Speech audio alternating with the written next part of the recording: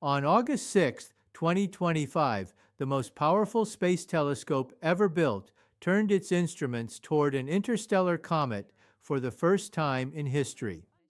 The James Webb Space Telescope, $10 billion, 30 years of development, a mirror the size of a tennis court, designed to see the earliest galaxies in the universe, to peer into the atmospheres of planets around distant stars, to capture light that has been traveling for 13 billion years. And what it found when it looked at 3I Atlas stopped the research team cold. Not because 3I Atlas looked alien, not because it defied physics, but because of something more precise and more unsettling than either of those things. Because what Webb found was a chemical fingerprint, a specific, measurable, quantifiable signature of where this object came from and what conditions produced it. And that fingerprint does not match our solar system, not approximately, not slightly. It does not match at a level that is 4.5 standard deviations outside the trend we observe for every comet in our own solar neighborhood. In science, 4.5 sigma is not an anomaly. It is a discovery.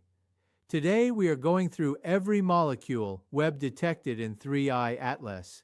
What each one means, why the ratios are wrong, what they tell us about a planetary system we will never visit, and why one specific detection made months later with Webb's MIRI instrument has Avi Loeb calling it puzzling in a paper he published just weeks ago.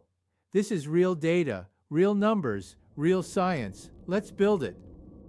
What Webb is and why it's the right tool for this. Before we get into what Webb found, I want to spend a moment on why Webb specifically is the instrument that changes everything about 3I Atlas's characterization. Every telescope before Webb that studied 3I Atlas was working with visible light or near-infrared light. Hubble gave us images, beautiful, precise images that constrained the nucleus size and revealed the coma morphology. Ground-based telescopes gave us spectroscopy and optical wavelengths, detecting some molecular signatures. But visible light spectroscopy has limits. Many of the most chemically diagnostic molecules in a cometary coma emit or absorb light in the mid-infrared range, wavelengths that ground-based telescopes cannot access because Earth's atmosphere blocks them. Webb operates in the infrared. Specifically, its near-infrared spectrograph, NIR SPEC, covers wavelengths from 0.6 to 5.3 micrometers. Its mid-infrared instrument, MIRI, extends coverage further into the thermal infrared. Together, these instruments can detect molecular species that are simply invisible to any other observatory currently in operation. Water ice, carbon dioxide gas, carbon monoxide, carbonyl sulfide, methane, nickel vapor, all of these have characteristic infrared absorption or emission features that Webb can detect with extraordinary sensitivity.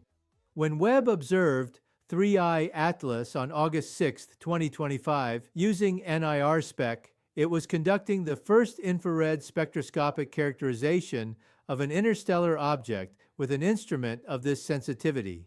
The data it returned is the most chemically detailed picture ever obtained of material from another planetary system.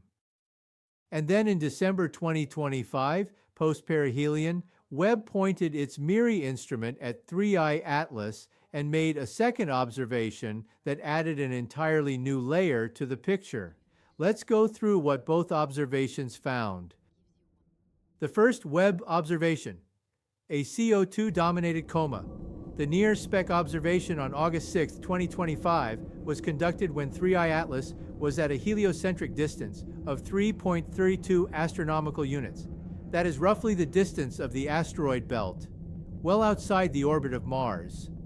At that distance, most solar system comets are either completely inactive or showing only faint activity driven by supervolatile ices. In solar system comets, the CO2 to water ratio varies, but the trend as a function of distance from the Sun is well established. At 332 AU, the typical CO2 to water ratio for a long period or Jupiter family comet falls within a predictable range, 3I Atlas's ratio of 7.6 is among the highest ever observed in any comet, and it sits 4.5 standard deviations above the trend line for solar system comets at equivalent distances. 4.5 sigma. In particle physics, a 5 sigma result is required to claim a discovery. In astronomy, where datasets are smaller and systematic uncertainties are larger, 4.5 sigma is extraordinary. It means there is an infinitesimally small probability that this ratio is consistent with the distribution we see in our own solar system's comets. The paper published by Martin Kordener and 12 co-authors on ARchive, the direct report of Webb's NIRSpec findings, states that the results are compatible with an intrinsically CO2-rich nucleus, which may indicate that 3I Atlas contains ices exposed to higher levels of radiation than solar system objects. Higher levels of radiation than solar system objects.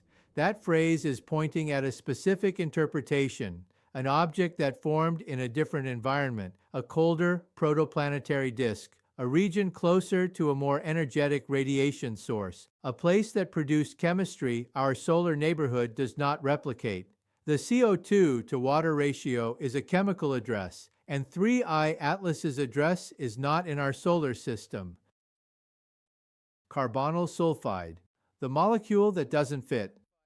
Among the 5 molecular species Webb detected in 3I Atlas's coma, one deserves special attention: carbonyl sulfide, OCS. Carbonyl sulfide is a simple molecule, one carbon atom, one oxygen atom, one sulfur atom. It exists in Earth's atmosphere as a trace gas. It has been detected in some solar system comets. It is not exotic in the sense of being unknown. What is significant about OCS in the context of 3I Atlas is what its presence tells us about the sulfur chemistry of the object's home system. Sulfur chemistry in comets is a tracer of formation temperature. Different sulfur-bearing molecules form at different temperatures in protoplanetary disks.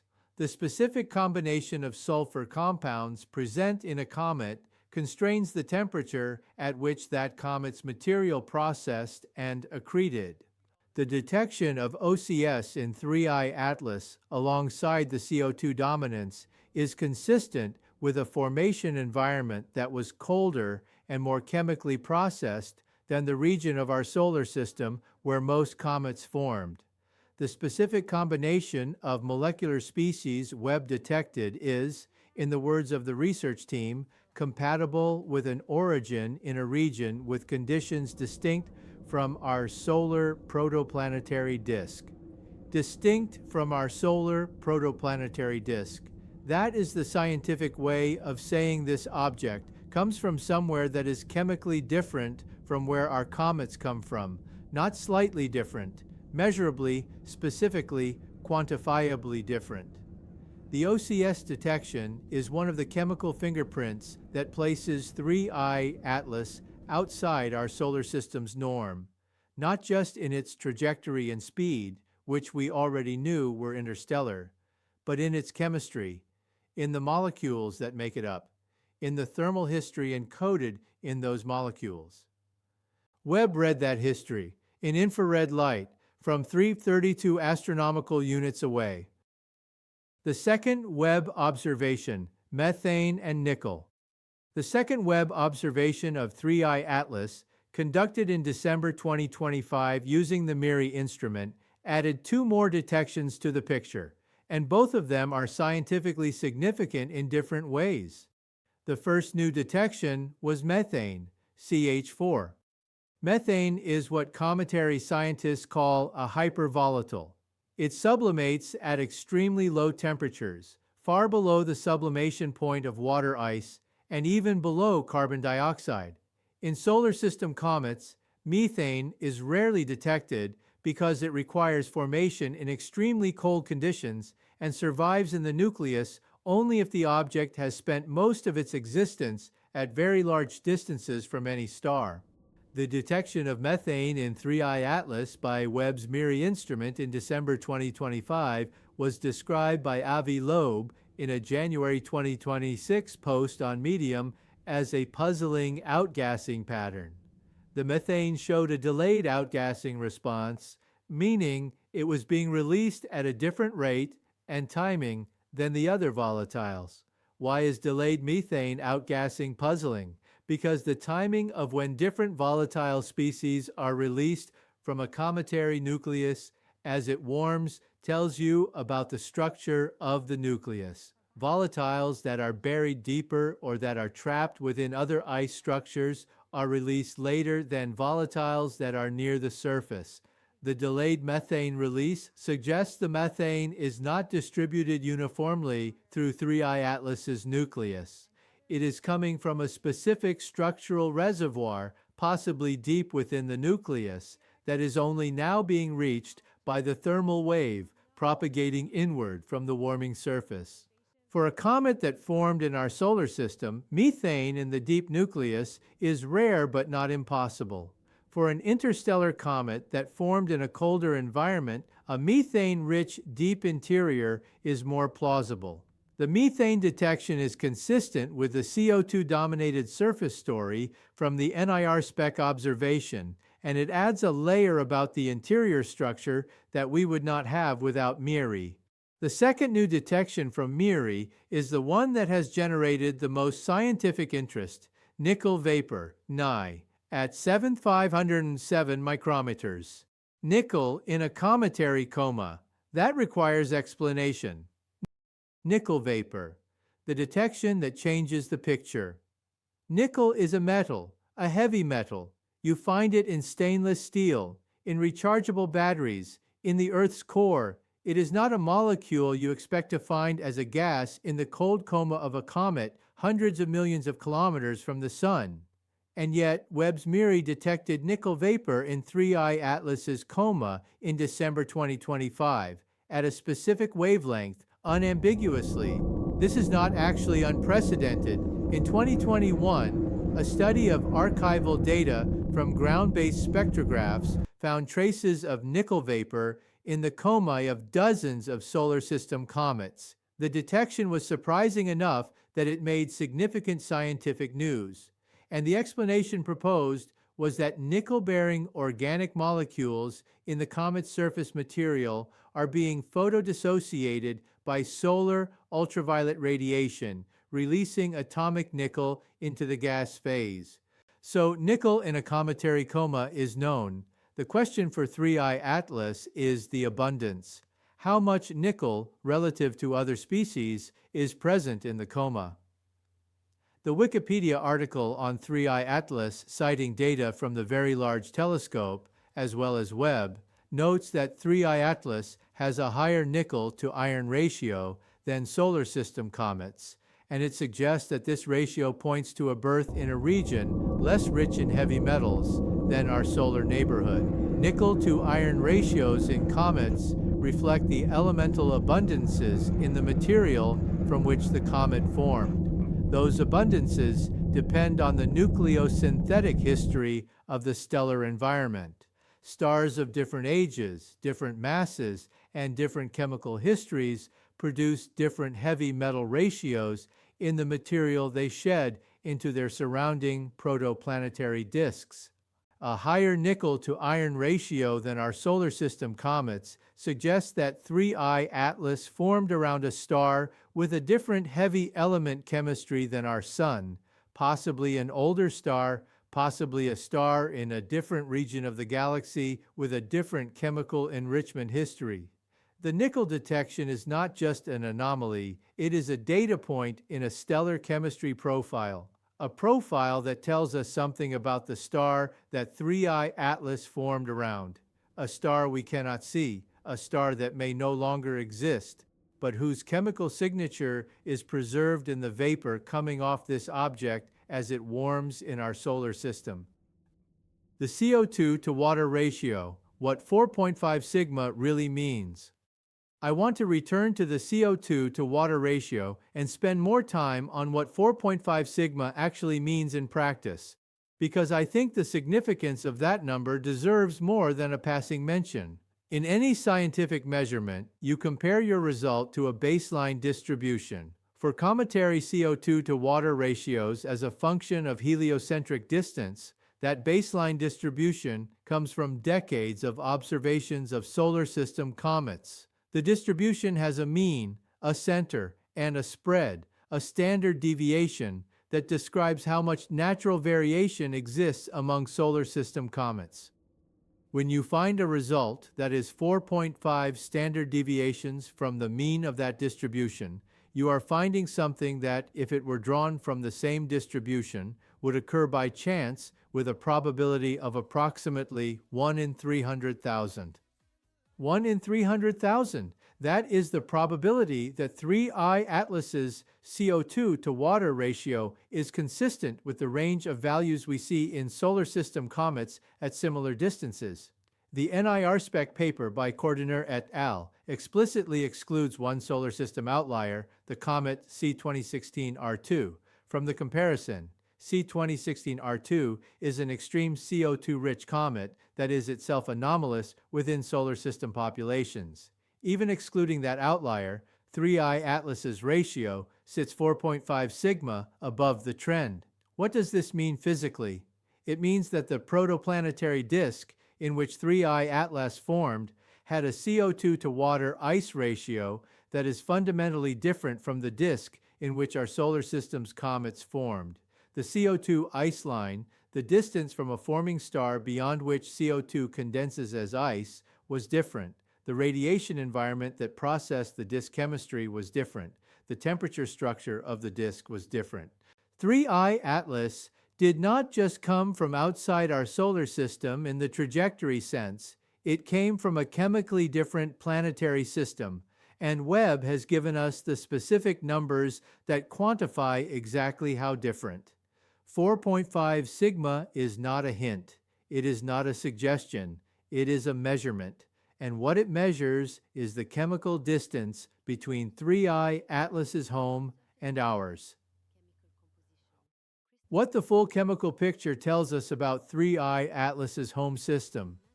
Let me step back and assemble the full chemical picture that Webb, combined with other observations, has given us about 3I Atlas's origin. CO2 dominant coma, 7.6 times more CO2 than water, sitting 4.5 sigma above the solar system trend.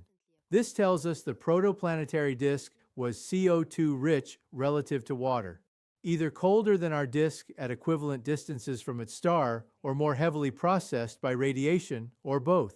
Carbon monoxide detected alongside CO2. The relative abundances of CO and CO2 constrain the temperature and radiation history further. The specific ratio between them is consistent with formation in a colder, more irradiated environment than our solar neighborhood. Carbonyl sulfide present.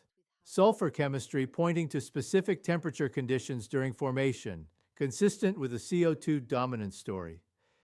Methane in the deep interior, hypervolatile ice surviving in the nucleus interior, requiring formation at very low temperatures and preservation over billions of years in cold interstellar space, consistent with an origin in a cold disk around an older star. Nickel to iron ratio elevated above solar system norms, heavy metal chemistry pointing to a different stellar nucleosynthetic history, a star that produced a different heavy element fingerprint than our Sun.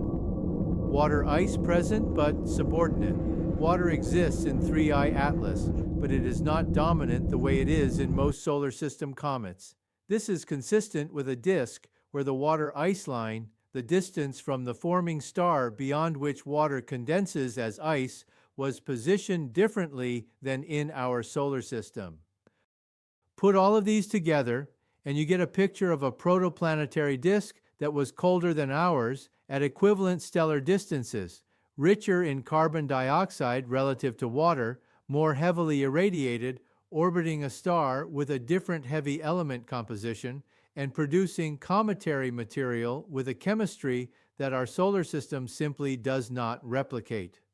Webb has, through these detections, given us a partial chemical profile of a planetary system we cannot see, a system that may be thousands of light years away, a system that formed billions of years before our sun ignited, a system that sent this frozen chemical archive across interstellar space until it arrived in our neighborhood and Webb was here to read it.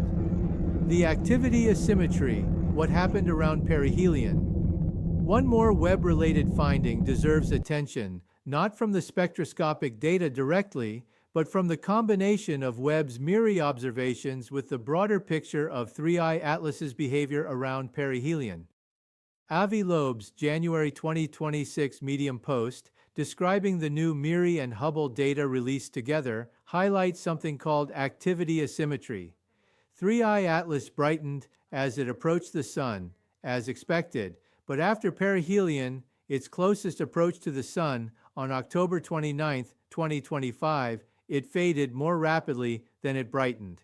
This is unusual. Solar system comets typically show a rough symmetry in their brightness evolution around perihelion, or they fade more slowly than they brighten because the nucleus remains warm after closest approach and continues driving outgassing.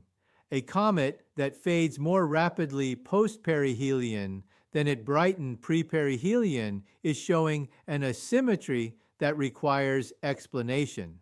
The explanation that the data points toward is that 3I Atlas's activity was being driven largely by the sublimation of a specific volatile reservoir, CO2, that was concentrated near the surface. As the comet approached the Sun, that surface CO2 was rapidly depleted. After perihelion, with the surface CO2 largely exhausted, the activity dropped more sharply than a water-dominated comet would, because water sublimation at the distances 3I Atlas was at post-perihelion is less efficient. The activity asymmetry is consistent with and provides additional support for the CO2-dominated composition story that Webb's NIR spec established.